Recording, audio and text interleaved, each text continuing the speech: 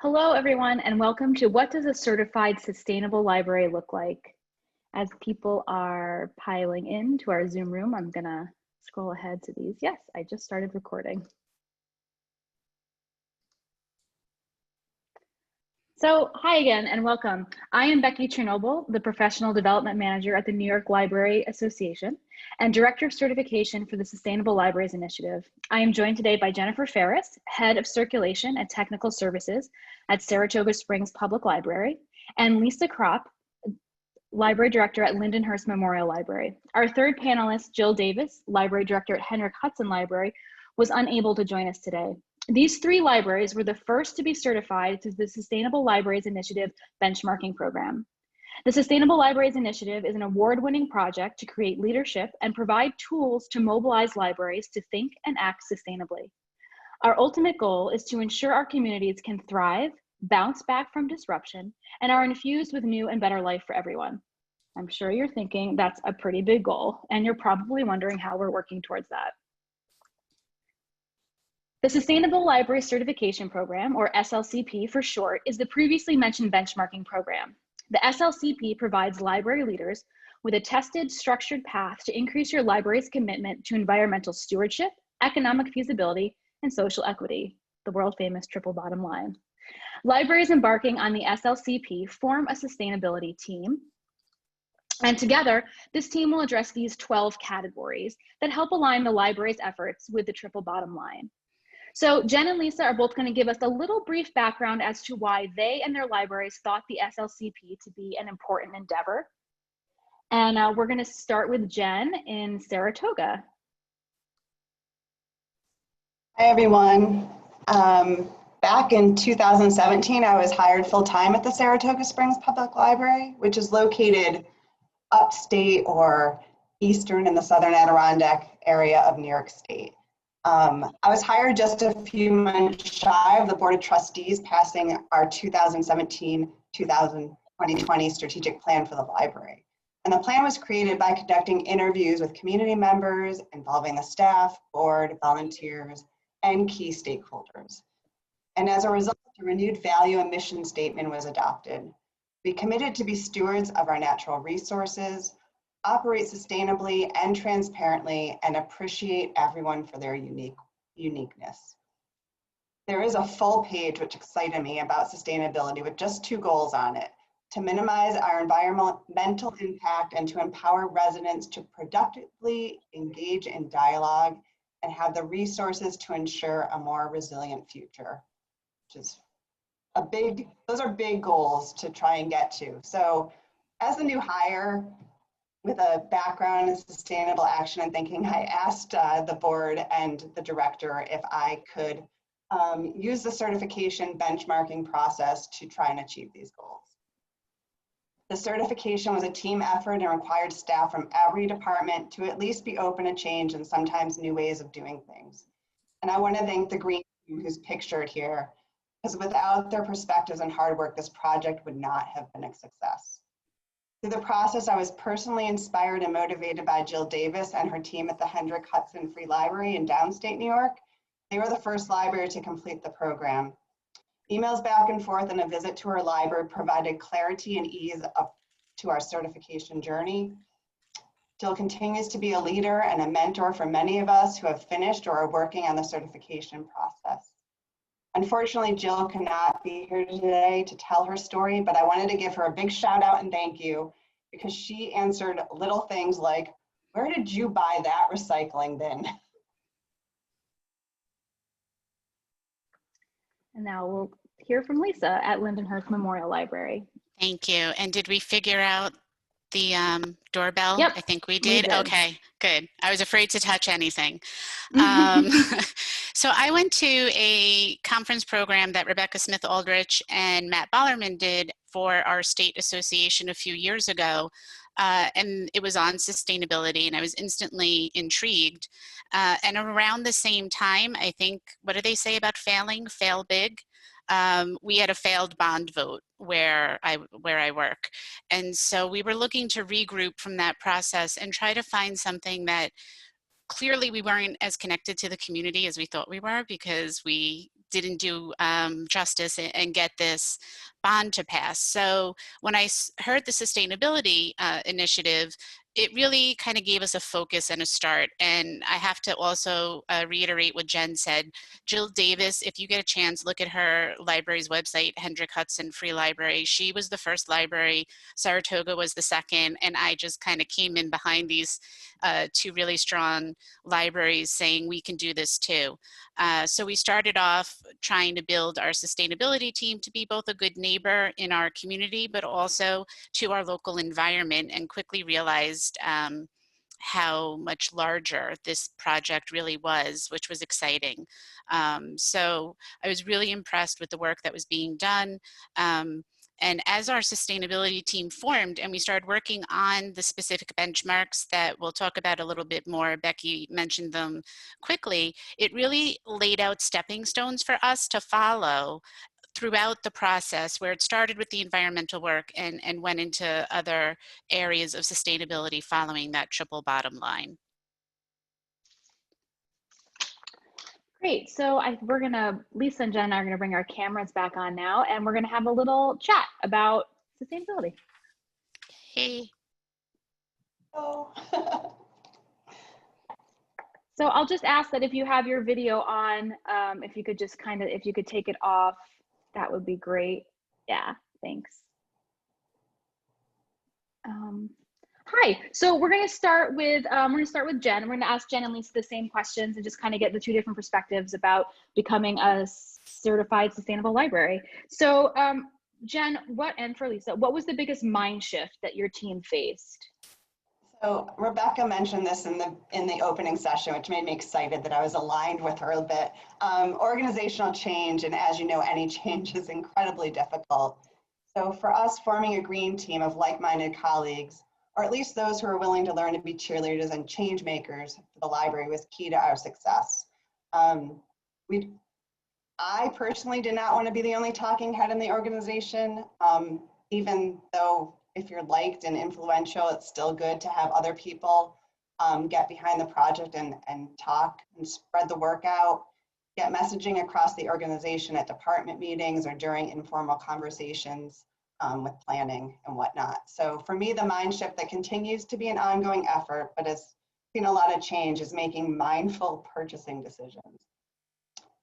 As a newcomer to the library, when we started the certification project, people did give me a chance and they were willing to try and think about purchasing in a different way. I'd ask them, do we need this? What do we already have? How long is it going to last? Or is this a one-off or instant gratification?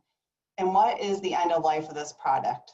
Is it going to landfill? Are you going to be able to reuse it in another program? Or can the end user, our patrons, recycle it later? So the green team helped set some of the ground rules with eliminating single-use water and drinks and encouraging the use of library plates, cutlery, I can't say that word well, I should just say silverware, but it's not silver. And we have cloth tablecloths.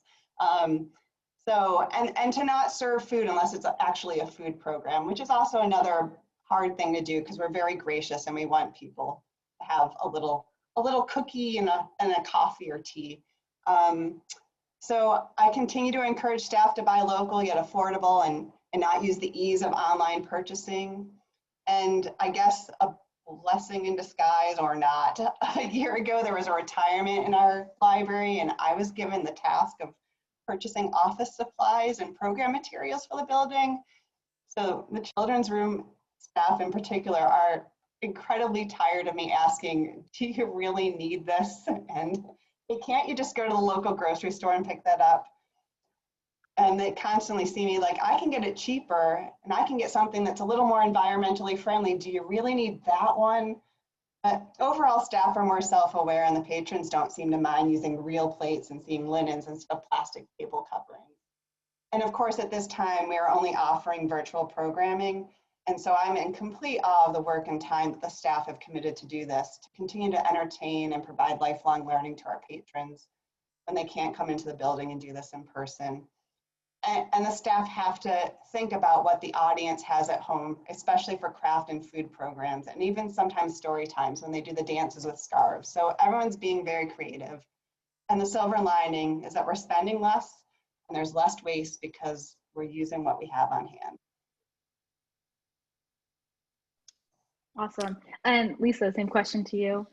And I have to kind of out myself a little bit, but I started off as a youth services librarian in my career. So I fully understand Jen's hesitation to go into that department and ask, you know, do you really need another Oriental trading order, or do you need another plastic duck? But that is the mind shift, right? It's looking at, you know, it started out for us, I think the biggest mind shift just being embracing the triple bottom line, because it wasn't terminology that we were using. We weren't used to thinking in that way as a library, certainly. And, you know, getting the whole staff to buy into this. There's a survey that you do in the beginning when you sign on, and it's asking your staff's commitment, not only commitment, but it's almost like a pre-survey of thinking, how good is your library right now? What are you doing right now that you think is sustainable? Your staff is grading that process for your library. So that mind shift gave us some idea of staff that thought the library was doing a great job, and then staff that thought, wow, you could be doing a lot more. So embracing that as a starting point, and then focusing on the triple bottom line all the time and bringing that language in constantly and kind of almost like drumming it into people's heads, we were able to connect those pieces that were there, including having conversations like saying, okay, we're doing our staff development day. Can we bring plates from home instead of purchasing plates? Can we use cloth tablecloths? Hey, by the way, could we look into getting a washer dryer at the library? So things that maybe we would have thought before, like, that's crazy talk. The mind shift allowed us to explore those what ifs instead of the no's. So that to me was a positive mind shift that we were able to take. I love that, Lisa. I love the idea of what I heard you both say was kind of that it's just this awareness, right? That you start to be more mindful of these things and then start to bring them into practice. And I love, Lisa, what you just touched on about how, you know, things like a washer dryer that you have at home, but why couldn't we have that at the library? Or even like cloth tablecloths and reusable plates, like why can't we, just because we never did before? I really like that. So we'll start with Lisa this time. What surprised you most about the overall process? Definitely the detail. It is, you know, it's not overwhelming in a sense. It's overwhelming if you look at the whole entire set of benchmarks, like, oh wow, there's a lot here. But as we dived in, there are a lot of them that libraries are already doing. Because you start off with the environmental side more, I think that was a big surprise for me, is that things that I thought were going to be, oh, that's going to be a big conversation, that's going to be the tough conversation, those things weren't. And it was the little conversations that turned out to be the biggest surprises. So for example, we were able, a lot of the schools have those refillable water bottle stations, water fountain stations, and we were able to put 2 of them into our facility. And we said, okay, great. We used to have a weekly movie in the building for senior citizens on Thursdays. And as Jen also mentioned, public libraries like to entice people to come in sometimes with snacks and food. And so we would put out snacks and single-use water bottles. So obviously we wanted to get rid of the water bottles, and we thought, oh great, people are gonna love when they see the shiny new water filling station. And let me tell you, the senior citizens at first were not so happy. And we realized they had no idea that we were going through a certification. They had no idea what changes we were trying to make. So when our head of adult programming went in before a movie started and explained to them why it was there, why there was a pitcher of water, why we had reusable cups out, then it became oh, okay, that's not, you know, it wasn't so big of a deal, but we couldn't assume. So that was the biggest surprise, was the things I assumed were going to be easy turned out to be a little more difficult. And Jen, same question to you. What surprised you the most about the process? So actually similar to Lisa, the water became an issue. So Saratoga Springs, known for its water, but in all reality, there's a lot of minerals in that water and it doesn't taste so good what comes out of the tap. So people in the beginning were very concerned that we were going to get rid of our water bottles. They're delivered. It's awful. We get these big plastic jugs delivered. So that was a big pushback from people, like you can't get rid of our water cooler bottles. So we haven't done that yet because the mineral problem it's a real thing, and we have to get one of our future things is to consider getting a full building filter to start to filter that stuff. It's also an issue for our HVAC system. So the mineral water is real in Saratoga, but come taste it if you're ever in here.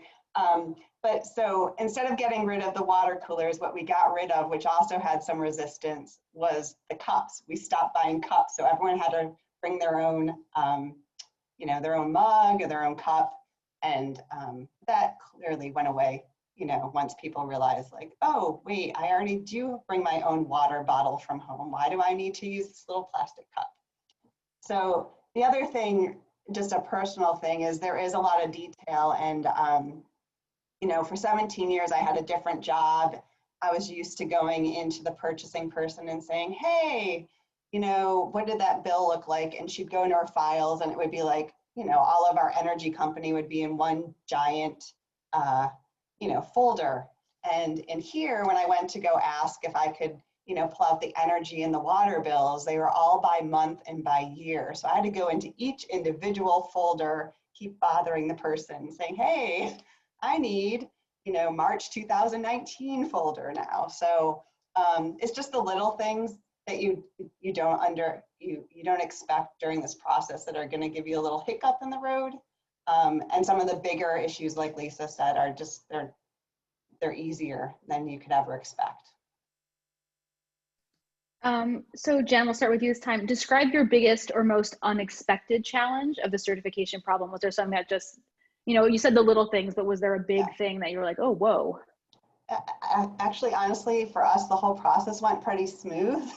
But at the time, the environmental certification portion was the hardest.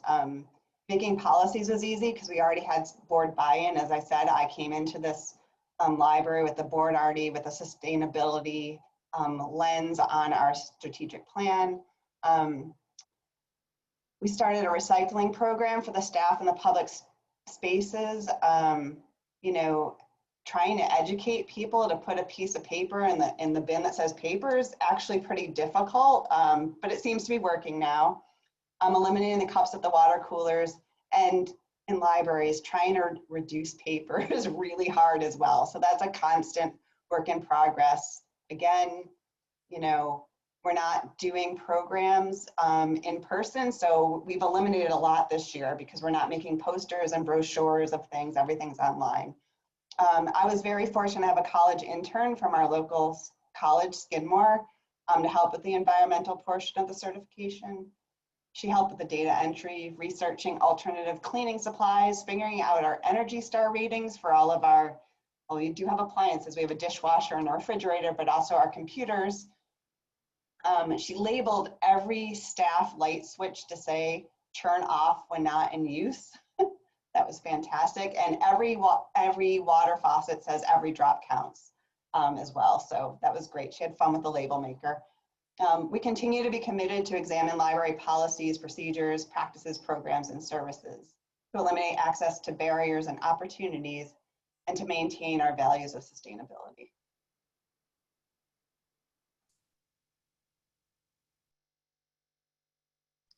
And Lisa, so was there a big or unexpected surprising challenge at Lindenhurst?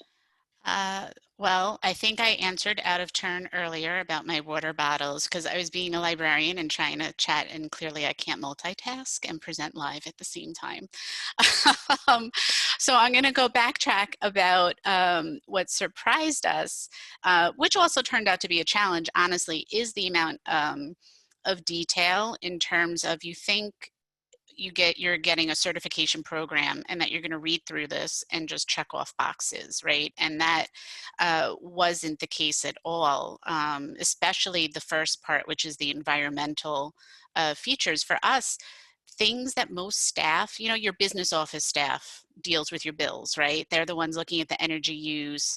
I see it as the director, or I'm signing off on purchase orders and bills, but the clerks don't see that. The librarians don't see that. So sharing that information during this process was a surprise and a challenge, because people kind of have numbers in their head based on their own residences, not a 23,000 square foot building. So there was a lot of like, oh, wow, we use how much? And then putting, you know, numbers into the database that's provided and being able to see a significant drop.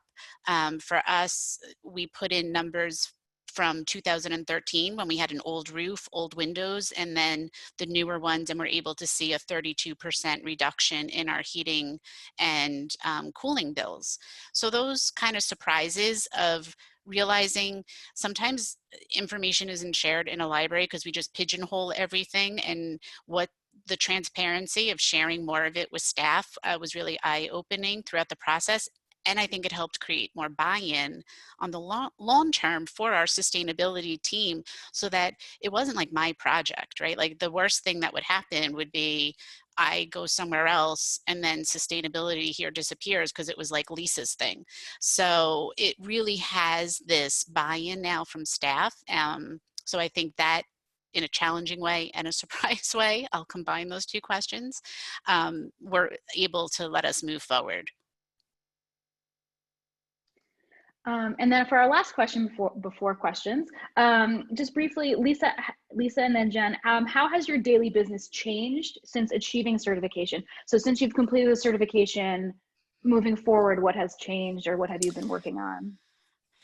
I think for us holistically, we're already seeing the long-term effect, right? So I spoke in the beginning about failing big and having that bond fail. And it was the first time in 50 years that this library had asked for money and we were told no. And we had to go back and look and see why that happened. And part of it was we weren't being a good neighbor, in my opinion. We really weren't as connected to the community as we thought. And so when we started going through this certification, creating partnerships, more meaningful partnerships, that's what started happening holistically. And so that we really became active members of organizations locally that previously, maybe before, the library was just paying a dues check to. You know, I'm going to a Chamber of Commerce meeting tonight. And so we're really starting to integrate ourselves into the community, so that broader reach makes asking sometimes for more sustainable things also easier. So we did another bond that did pass in 2019. So we're going to start construction next year. But then other things like asking the Board of Trustees, hey, I want to put in a construction grant to put solar on the roof. Before, that might have been a big, more detailed explanation, and now it's like, oh yeah, solar on the roof, we should do that, we're a sustainable library. So you see it start to change the mindset of people. And Jen, just briefly to you, what's changed and moving forward, and then we'll do some questions. All right, I'm gonna try and be brief. So I saw in some of the chat stuff about COVID. So our library is open right now, but we were closed for an extended period of time in the spring. And during that time, you know, the library staff participated in this thing called the Earth Day Eco Challenge, which I believe aligns with Drawdown, which, look that up. You're all librarians. And during that time, a small group of the library staff that were not on the green team actually created a compost plan for when we get back to hosting in-person programs and when the staff are allowed to use the kitchen. So I think that answers some of them. Right now, we're not sharing food and we're not really using it's discouraged to use the staff kitchen and stuff. So bring it from your own house. And then another group, knowing that we were going to be using a lot of gloves and hand cleaner and all that, came up with an offset plan so that we could feel good about the environmental part of our sustainability. So offset is a big thing. And I guess this also ties into what Lisa says. It's not my project. If I go away, I already have staff taking control of this. You know, in the beginning, I had a lot of people coming up to me and saying, I've got this idea. So the buy-in's there. It might not be 100% of the staff, but people are thinking about it. So this is not going away. And right now, the library, just to talk about where we are today, you know, we're trying to maintain the safety and mental and physical health of our staff. The library provides an employee assistant program to help all the staff, to help coping through the pandemic. So staff wellness is a huge priority right now. Education and action are also valued. So staff have been engaged in anti-racism, people experiencing homelessness and diversity training through our shutdown, and it still continues on. The children's librarians were able to complete a diversity audit of the collection. And right now we are in the beginning stages of gathering information from the community for our next round of strategic planning, with a focus on equity, diversity, and inclusion. So the events of the past several months have convinced us that this work is more important than ever and that achieving these aspirations requires decisive action. That's where we're at. That's a great place to be. So just call it kind of looking through the chat. There was some mentions early on about, did either of you weigh whether or not people are asking about having patrons bring things from home and stuff like that? Was that ever an option? Did you think about having people bring their own things for these, like especially cutlery and stuff like that? Or was it always just easier to buy reusable stuff? I could start off. So we don't have a dishwasher yet at Lindenhurst, and when we did our staff development days, I brought reusable plates that I had from home. We have a small staff, we're about 40 people, so I literally kind of rinsed them off at work and then brought them back to put in my dishwasher at home. That was obviously pre-COVID. So right now it's a little, I think, disheartening in a pandemic of protection equipment and nothing reusable. But it's those little moments, like for us too, like I can't bring reusable bags into some grocery stores. So I just put everything back into the cart and bring it out to my car and put things in my reusable bags in the parking lot instead of taking 30 plastic bags, you know, with me. So those kind of things help a little bit. I'm looking. And I mean, do you want me to answer this question or you want to go on to another one? We can go on to another one. We've had a couple people ask specifically about the SLCP, the Sustainable Library Certification Program. So I'll touch on a little bit of that. As people were asking, how long does it take? Typically it's like a 2-year program, I would say, ideally. Obviously, due to COVID, lots of libraries have been set back and are continuing on through that. And right now, currently it's in New York State. We're looking for early 2021 rollout nationwide for public libraries. We currently have our first school cohort in New York State. They started in January and we're all gung-ho, and of course also got set back by COVID, but they're still trucking along. So they'll hopefully finish with an extra 6 months on. And then the academic benchmarks went live in April, which was a very unfortunate time, but same thing. So we're hoping to kind of roll everything out on a bigger scale early 2021. And then somebody actually asked too about the role of a mentor. We do assign you a mentor in the Sustainable Library Certification Program, and Jen and Lisa are actually both mentors now, having completed the program. I don't know if you want to talk about what that's been like, Jen or Lisa. I'm laughing because COVID hit, and so it's been very difficult. As we all know, even when you started back to work, if you were furloughed or whatnot, your inbox was ridiculous. And everyone in New York State and probably around the world are in different phases of reopening. And every time you hit a new phase, it creates a lot more stress and work dedication. So keep trying to reach out personally, and one day we will connect when everyone's ready. Yes. Becky, you know what I was going to ask? Can we screen share to put up our emails? Yep, because I think do that right now. folks are probably going to start jumping out to go to the Rebecca's keynote, which I want to do too. But I'm happy to answer any questions that people have about the process. I do enjoy mentoring the other libraries. And if you look at the Green Business Partnership, that's the environmental partner with the SLCP right now, and they have a list of libraries that have that first piece of certification, and just watching that grow is really, I think, great to see. So thanks everyone for coming and talking to us. We'll put the emails in the link. I just saw somebody in the chat. Somebody just asked that. So do that now before we head out. Yep. Thank you. Thank you so much, everyone.